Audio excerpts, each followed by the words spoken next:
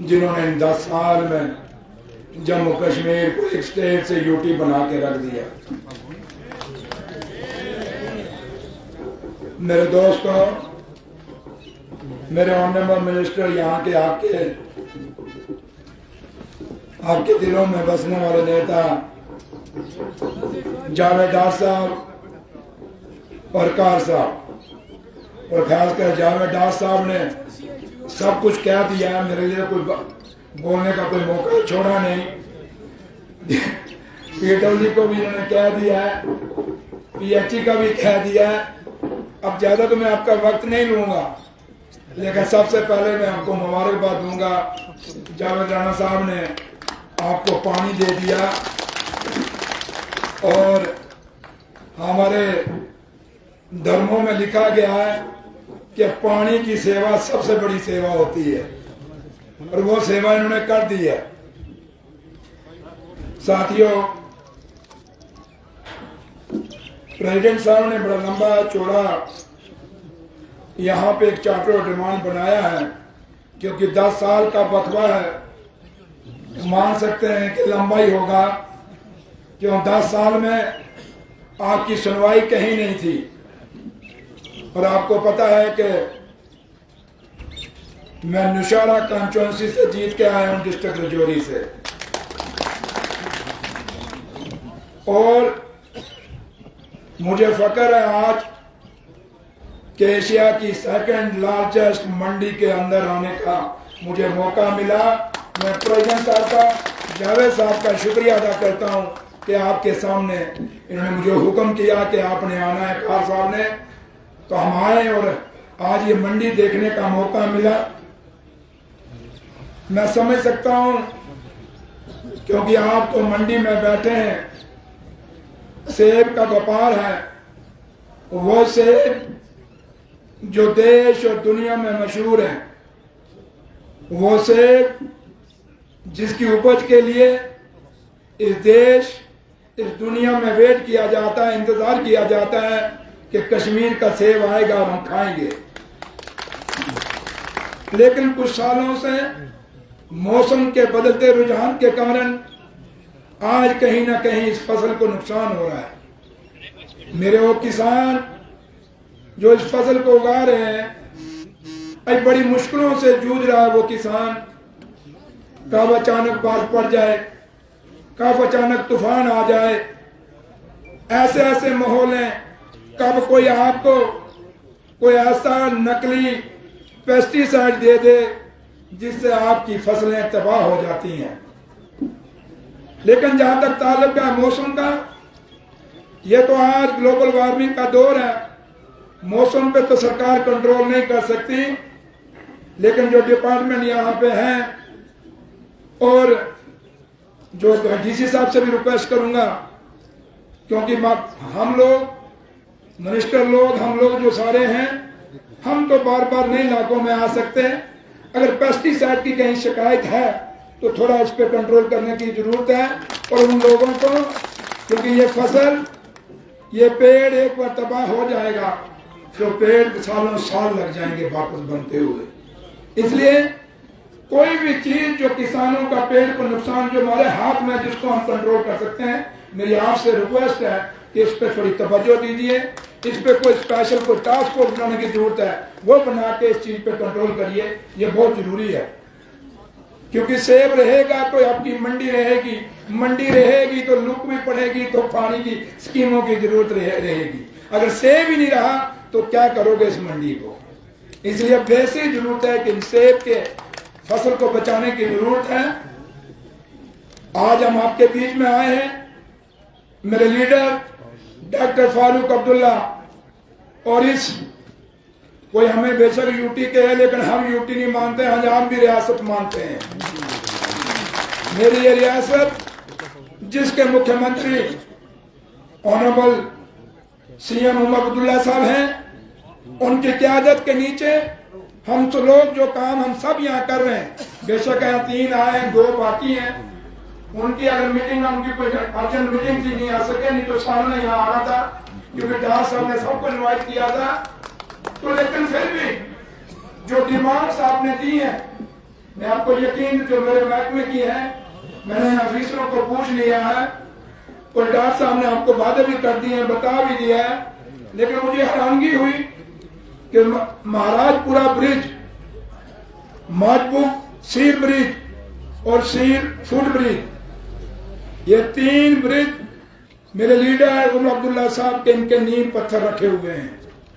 और याद रखिए, अगर मेरा लीडर यहाँ पत्थर रख के गया था, जिन ऑफिसरों ने कुताही की है, अगर वो आज नौकरी में होंगे तो उनके खिलाफ मैं एक्शन जरूर लूंगा। मैंने चीफ इंजीनियर नॉर्थ कश्मीर को कह दिया कि जेकेपीसी डिपार्टमेंट यहाँ होना चाहिए था। उसको मैं पूछता यहाँ पे कि क्यों नहीं ये ब्रिज बने। अगर मेरे लीडर ने, मेरी सरकार ने पैसे दिए थे 2013 में, तो क्यों ये ब्रिज नहीं बन सके। ये वो सरकारें 10 साल वाली नहीं है, ये बाबुओं की सरकार नहीं है, ये ऑफिसरों की सरकार नहीं है 10 साल में आपने लेकी। ये सरकार आपकी सरकार है, ये आपकी चुनी हुई सरकार है। हम आपको जवाब दे हैं, हम किसी और को जवाब दे नहीं है। हम जवाब दे हैं तो अपने लीडर के आगे और जहां आप लोगों के आगे, जिन लोगों ने वोट डाल के हम लोगों को यहाँ पे बिठाया है। साथियों, मैंने चीफ इंजीनियर साहब को कह दिया और जिस साहब से मैं रिक्वेस्ट करूंगा कि इन तीनों ब्रिजों की आप डिटेल मंगाएं कि जब इनके काम शुरू किए गए थे उसमें कितना अमाउंट था, टेंडर हुआ था या डिपार्टमेंट हुआ था, जो भी कंडीशन थी, कितना पैसा ड्रा हुआ इसके ऊपर, ये सारी चीज में मुझे पहुंचनी चाहिए। और मैंने उसको चीफ इंजीनियर साहब आपको भी कह दिया है, अगर इसमें कहीं भी कुताही होगी तो उस पर पूरा जरूर एक्शन होगा, ये वादा करके मैं आपके बीच में जा रहा हूं। रही बात कि आपने जो मुझे यहाँ बताया वाटर फैसिलिटी का मुबारक है, नबार्ड का प्रोजेक्ट है, ये 9 करोड़ 78,000 का प्रोजेक्ट है। जैसे जावेद साहब ने कह दिया कि इसको हम वहाँ फॉलो करेंगे और बहुत जल्दी इसका आपको फायदा मिलेगा। ये चीज हम जावेद साहब ने आपको कह दिया है। जहाँ तक ये आपने मैग्नीमेशन और मंडी वर्किंग एरिया की बात की है, इसकी कोई डीपीआर नहीं बनी। मैंने चीफ साहब को कह दिया इसकी डीपीआर बनाए, क्योंकि डीपीआर बनेगी उसके बाद ही हम कुछ कह पाएंगे। पहले डीपीआर आ जाए, उसके बाद जरूर एक्शन देंगे। और जो ट्रक यार्ड का है, इसका 10 दिन के अंदर अंदर टेंडर हो जाएगा आपका और उसके बाद काम शुरू हो जाएगा। यह आपने मैग्नीमेशन ऑफ इनर रोड्स और प्राइवेट शॉपिंग कॉम्प्लेक्स, जो आपका शॉपिंग कॉम्प्लेक्स है उसके जो मैग्नीमेशन करनी है, वहां भी अभी तक कोई प्रोजेक्ट इसका बना नहीं। अब लेकिन मैंने आज इनको कहा है कि इसका प्रोजेक्ट बनाइए, प्रोजेक्ट के बाद ही कुछ फैसला होगा, क्योंकि जो प्रोजेक्ट ही नहीं तो मैं अभी क्या कह के जाऊंगा आपको। दूसरा, बाईपास फ्रॉम माजबुक टू आशपीर, इसके लिए ये जो आपका है ये रोड जो है, इसको मार्च 2025 तक, ये मुझे चीफ मिनिस्टर साहब ने यहाँ वादा किया कि मार्च 2025 तक ये पूरा कंप्लीट होगा। लेकिन मैं फिर भी कहूंगा कि इसको जल्दी से जल्दी कंप्लीट करिए ताकि लोगों को इसका फायदा मिल सके। आपने यही कहा ना? हाँ चलो, ब्रिज है, ब्रिज। तो मैंने कहा पूछ लूं, क्योंकि चीफ मिनिस्टर साहब परेशान हो गए थे, मैं शक्ल फाड़ ली के परेशान हो गए। तो इसलिए ब्रिज है ये 25 मार्च 2025 तक इन्होंने अगले साल के लिए कहा है, लेकिन हम कोशिश करेंगे उससे पहले ये तैयार हो जाए। ये इनको मैं कह के जा रहा हूँ। Ladpura to Sopore fruit mandi road जो वाइडनिंग है, इसकी भी कोई डीपीआर नहीं बनी, तो डीपीआर के लिए मैंने इनको कह दिया है इसकी डीपीआर बनेगी। जो भी जावेद साहब और कार साहब के साथ मिलकर हम इनको करेंगे। उसके बाद ये मल्टी स्टोरी पार्किंग है, इसका भी कहीं डीपीआर नहीं है, तो इसलिए इसके लिए मैंने इनको कह दिया। फिर आपका माजबू ब्रिज हो गया है ना, ये वही था ना, ये हो गया।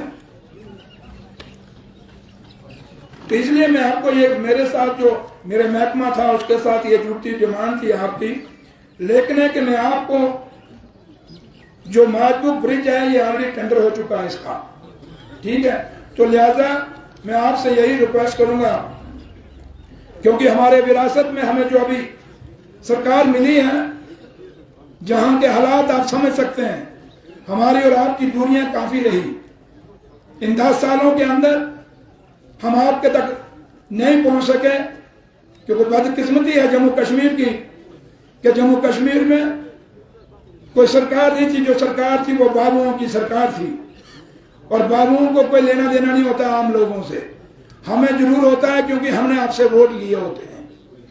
लेकिन एक बात मैं कहना चाहूंगा आपको कि हमारे लीडर डॉक्टर फारूक अब्दुल्ला साहब और honourable chief minister Omar Abdullah Sahab ने और जावेद साहब ने और ताज साहब ने भी आपको इस इलेक्शन के दौर में कई वादे किए होंगे, और आपने देखा होगा कि हमारी सरकार बने हुए कोई ज्यादा देर नहीं हुई, लेकिन मेरे लीडरों ने जो वादा आपको किया था, हमारा मैनिफेस्टो जो था, आज आपके जो बच्चों की पढ़ाई का नुकसान हो रहा था, जो एकेडमिक कैलेंडर था, आते साथ ही पहली कैबिनेट मीटिंग में हमारे लीडर ने वो बात का चयन किया है कि नहीं किया?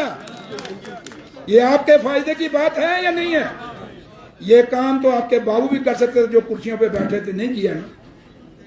उसके साथ साथ जो युद्ध असेंबली में लगा, वो युद्ध क्या था? हम वो लोग हैं, मेरा लीडर फारूक अब्दुल्ला साहब और उमर अब्दुल्ला साहब ने आपको वादा किया था कि हमारा स्पेशल स्टेटस जो हमसे छीना गया, जो स्टेट हमसे छीन के यूटी बनाया गया, पहली मीटिंग में आते साथ ही कैबिनेट में हमने स्टेट की डिमांड की और रेजोल्यूशन हिंदुस्तान की सरकार को भेजा कि हमें दोबारा से स्टेट दिया जाए। और ये 2 दिन जिस दिन इन 10 साल बाद जो असेंबली लगी, खासकर 6 साल बाद, उस असेंबली में पहले आते ही हमने अपनी कुर्सियां नहीं देखी। मेरे लीडर ने अपनी कुर्सी से प्यार नहीं किया। मेरे लीडर फारूक अब्दुल्ला और उमर अब्दुल्ला साहब ने असेंबली में आते ही पहले दिन हमने रेजोल्यूशन पेश कर दिया कि हमारा स्पेशल स्टेटस बहाल किया जाए। लगता है आपको खुशी नहीं हुई, तालियों में कोई जोश नहीं, लगता है कि वही खुश हैं, वही ठीक है।